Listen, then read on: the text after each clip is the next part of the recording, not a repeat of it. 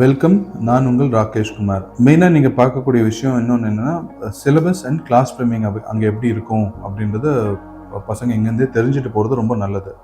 நார்மலாக நம்ம Indian class system மாதிரி அப்ராட்லேயே வந்து காலையில் 9:30 ஈவினிங் 4:30 இல்லை 5:30 வரைக்கும் கிளாஸஸ் ரன் பண்ண மாட்டாங்க.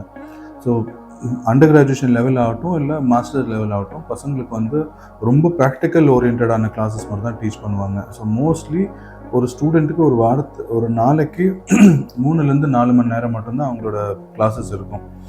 மோஸ்ட்லி அவங்களுக்கு கரியர் என்ஹான்ஸ்டு ப்ரோக்ராமை தான் டீச் பண்ணுவாங்க. ஃபார் எக்ஸாம்பிள் ஒரு கிளாஸ் ரூமில் ஒரு 4 to 5 ஸ்டூடெண்ட்ஸ் ஒரு பேட்சாக பிரிச்சுட்டு அவங்களுக்கு அந்த ப்ரோக்ராமோட இன்டெப்த்து நாலேஜை பற்றின விஷயங்களை அவங்களே வந்து க்ரியேட் பண்ண சொல்லுவாங்க.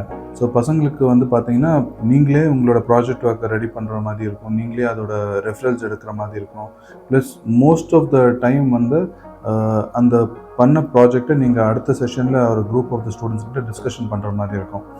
ஸோ ஒரு 3 to 4 hours of classroom செஷனில் நீங்கள் யூனிவர்சிட்டியில் ஸ்பெண்ட் பண்ணுவீங்க. ரெண்டாவது, every international students are allot to do part time jobs for 4 hours in a டே.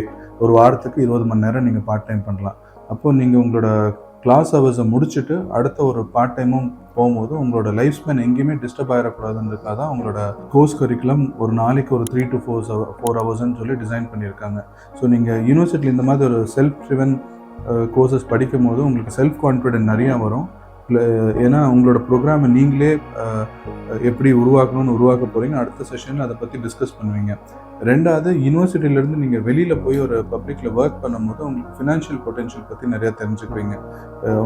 உங்களுக்குன்னு செல்ஃப் ஒரு ஏர்னிங் இருக்கும். ப்ளஸ் நீங்கள் பப்ளிக்கோட நிறைய மிங்கிள் ஆவீங்க. அப்போ உங்களுக்கு இண்டிபெண்டன்ஸ், உங்கள் ஃபினான்ஷியல் இண்டிபெண்டன்ஸ் உங்களுக்குள்ளே கிடைக்கும்.